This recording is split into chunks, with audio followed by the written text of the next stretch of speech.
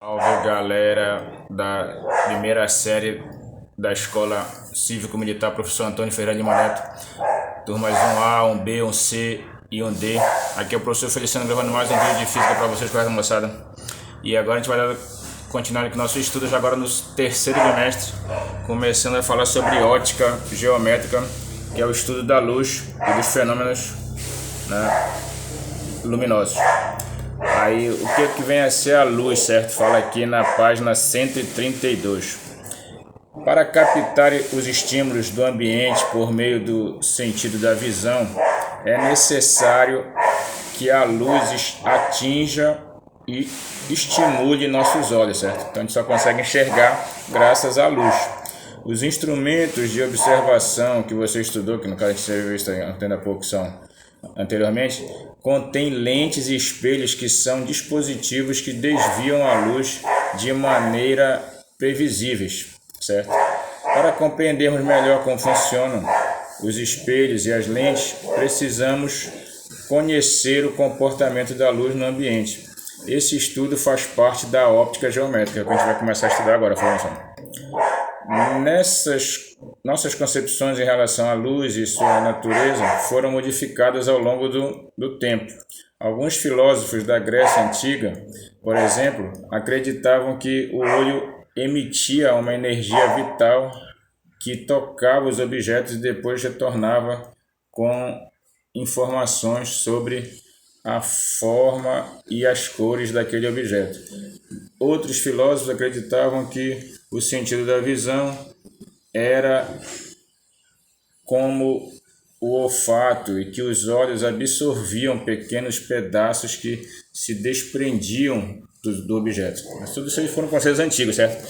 Aí, a compreensão de que os olhos são receptores de feixes de luz apareceu nos textos do físico iraquiano Ibn al-Haytham, conhecido como Al-Hazen. Após obter observações e experimentos, ele propôs que nossa visão se dá quando a luz proveniente de uma fonte luminosa ou refletida por um objeto atinge nossos olhos. Então, o Al-Hazen aí foi o cara que sacou, né, que a gente só enxerga porque a luz ou ela vem direto para os nossos olhos, ou então ela bate em algum objeto e reflete e vem para os nossos olhos. É só assim que a gente consegue enxergar, quando a luz chega aos nossos olhos. Além disso, Al-Hazen também percebeu que a luz se propaga em linha reta, certo? Após passar por um pequeno orifício, utilizando um experimento conhecido como câmara escura. Né? Tá mais aqui para baixo. Tá certo? O que acontece na câmara escura, Marcelo? A luz passa em linha reta, daí forma uma imagem aqui dentro da câmera, uma imagem invertida do objeto, certo? Quando a luz passa, ilumina aquele objeto lá, no caso aqui essa torre aqui, né? Essa mesquita, ela se forma invertida aqui a imagem dela dentro da câmera, certo? Esse princípio aí foi muito importante. E é muito importante, tá? As contribuições de Al-Hazen inspiraram pensadores europeus do século XIII e nos auxiliaram a entender e a explicar o sentido da visão, principalmente a ideia de que precisamos de fontes de luz para iluminar os objetos. As fontes de luz são classificadas de duas maneiras. Quanto ao tipo, as fontes de luz podem ser primárias ou secundárias, né? E quanto à sua dimensão, como pontuais ou extensas. Quando o corpo emite luz própria, ou seja, é luminoso, ele é classificado como fonte primária de luz. O Sol e outras estrelas, a chama de uma vela ou uma lâmpada fluorescente acesa são exemplos de fontes primárias de luz. Já os corpos que não emitem luz própria são fontes secundárias de luz, ou seja, refletem a luz que incide sobre eles. Alguns exemplos são cadernos, livros, pessoas, lâmpadas apagadas e a lousa, né, do quadro. Beleza? Então esses princípios iniciais foram descobertos pelo nosso amigo Alhazen, né? Aqui já na página 133 ele vai falar sobre os princípios da óptica, certo? O funcionamento dos instrumentos ópticos é estudado de acordo com princípios de propagação retilínea da luz, da independência dos raios de luz e da reversibilidade dos raios de luz. O princípio da propagação retilínea da luz afirma que a luz se propaga em linha reta em meios homogêneos, certo? Isotrópicos e transparentes. Isso possibilita a formação de sombra e de penumbra, por exemplo, certo? Então, olha lá, quando um objeto que não deixa a luz passar por ele, fica na frente da luz, né, se forma atrás dele uma área que não recebe a luz, certo? Por quê? Porque a luz não consegue fazer curva, então ela não consegue desviar do objeto, então se forma atrás do objeto uma região sem luz, que é o quê? A sombra, certo?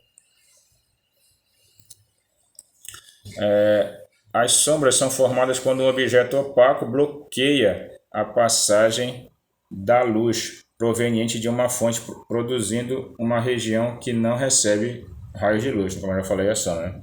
Em alguns casos, por causa do formato do objeto ou do tamanho da fonte de luz, forma-se uma região de sombra mais nítida, chamada umbra, e uma região menos nítida nas bordas da sombra, chamada de penumbra, certo? Quase sombra, certo? Podemos perceber a formação de uma umbra e penumbra em fenômenos como o eclipse lunar e solar, certo? Quando é que tem o eclipse lunar, meus amigos? É quando a Lua fica na sombra da Terra, né? Tá aqui o Sol, a Terra fica na frente da Lua. Aí o que acontece? A Lua desaparece na sombra da Terra. E aí ela desaparece um pouco, depois volta a aparecer. Então, eclipse lunar é quando a Terra fica na frente da Lua, né? A Lua fica na sombra da Terra. E o eclipse solar acontece quando a Lua passa na frente do Sol, certo? E aí gera uma região na Terra que fica escura. Essa região aí vai ser onde vai estar acontecendo o eclipse total. E uma região parcialmente escura que é chamada de penumbra. Falou, pessoal? A propagação retilínea da luz também explica a formação de imagem em uma câmara escura, como propôs o nosso amigo Alhazen, né? Note como os raios de luz percorrem trajetórias retilíneas e a imagem produzida pela câmara escura é invertida, certo? Então, olha lá, quando o objeto, as linhas, os raios que saem do objeto, né, que refletem do objeto, passam pela câmara escura, eles entram de forma invertida na câmara e formam essa imagem aqui, ó. Uma imagem invertida do objeto.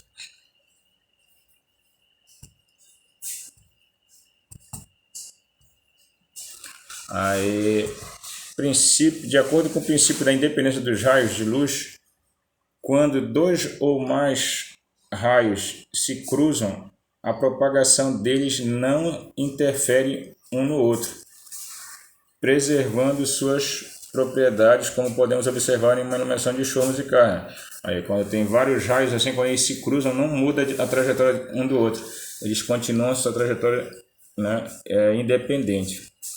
A trajetória percorrida por um raio de luz independe do sentido de propagação. Esse é o princípio da reversibilidade dos raios de luz. Isso implica que quando o motorista de um carro olha pelo retrovisor e vê o passageiro, ao olhar para o mesmo espelho, o passageiro também consegue ver o motorista do carro. Ou seja, o mesmo caminho que o raio faz na ida, ele pode fazer na volta, certo? Então, toda vez que alguém pode ver alguém no espelho, é porque essa pessoa também pode estar vendo ela no espelho ao mesmo tempo, certo? Esse é o princípio da reversibilidade dos raios.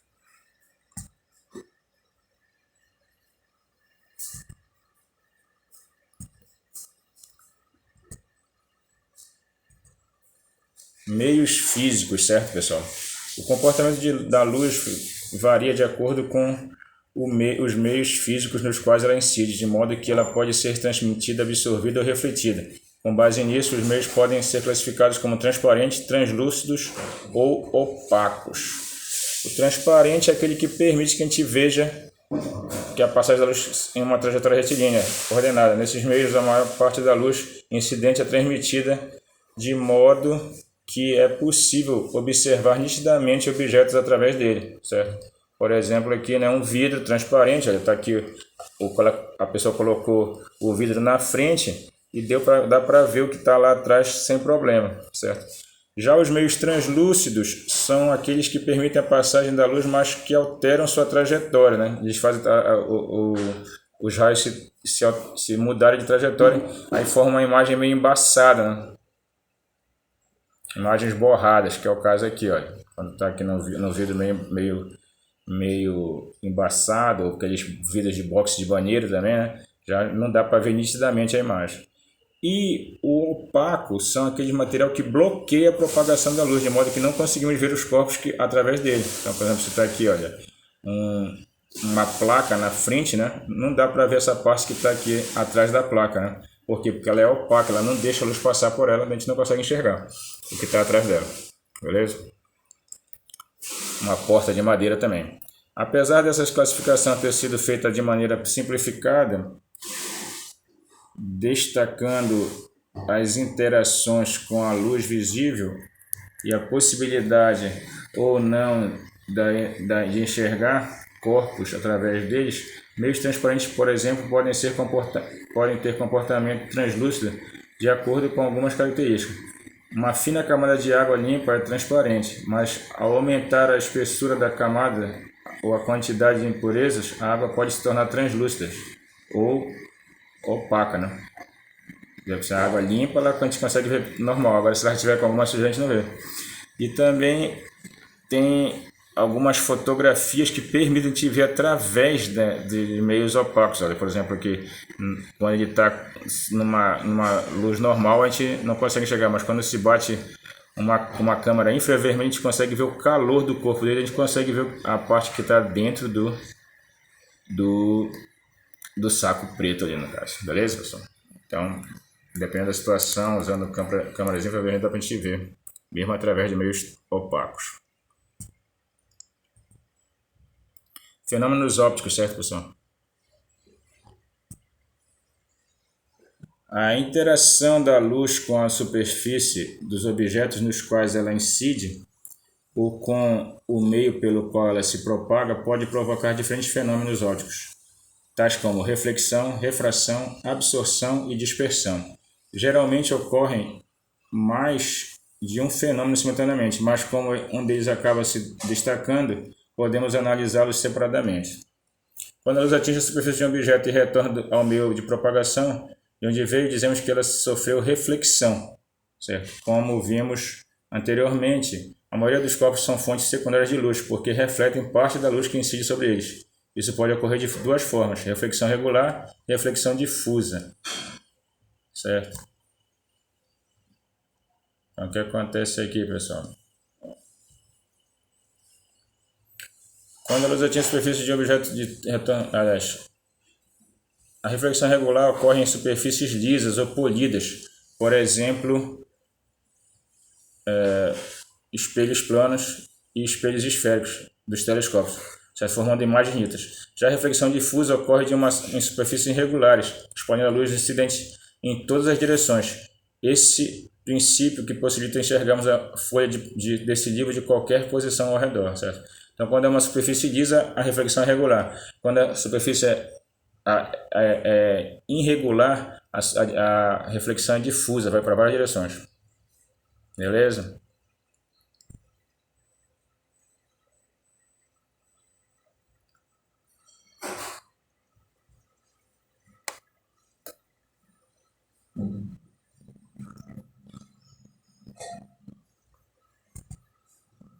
Aí, em alguns casos, quando o material é transparente, parte da luz que o atinge pode atravessar a interface da divisão entre os meios. Essa mudança de meio altera a velocidade da propagação da luz e também pode alterar a direção de sua propagação. As lentes dos óculos e dos telescópios refratam a luz que está atravessa, produzindo imagens com características diferentes dos objetos observados através delas. A refração também é responsável pela dispersão cromática da luz, que é a separação do feixe das cores que compõem como ocorre o arco-íris, certo? Então, quando acontece a refração, a luz se separa quando ela passa por outro meio, e aí se é uma luz, como a luz do sol, quando ela passa por um meio de divisão, ela se dispersa, e aí a gente vê as várias cores que tem nela, que é o que acontece no arco-íris, certo?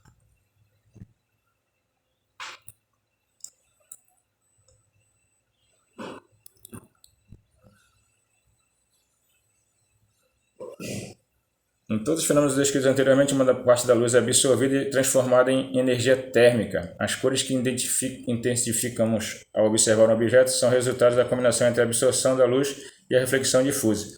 Então, quando a gente vê a cor no objeto, é porque ele absorveu as outras cores e reflete mais aquela que a gente está vendo, no caso, beleza? Então, o objeto, a cor que a gente percebe no objeto é porque ele absorveu uma parte das outras cores e reflete somente aquela cor que predomina nele.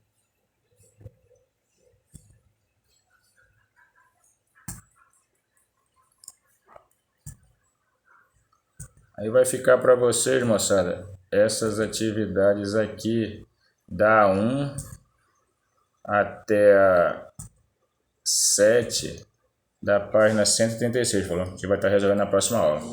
Fiquem com Deus, só Jesus Senhor. Valeu por hoje, moçada. Sejam bem-vindos de volta às aulas. Vamos que vamos.